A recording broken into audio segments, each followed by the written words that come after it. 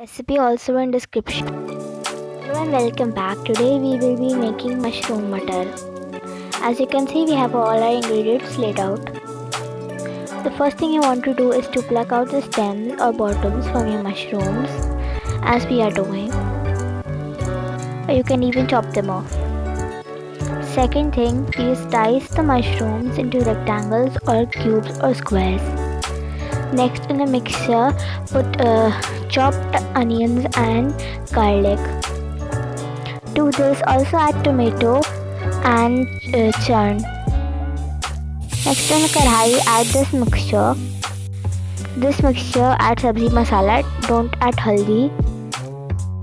Next, add matar and mix.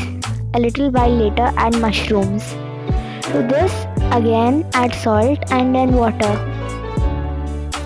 Then add cream. Stir this mixture for a while, cook it and then add coriander to garnish.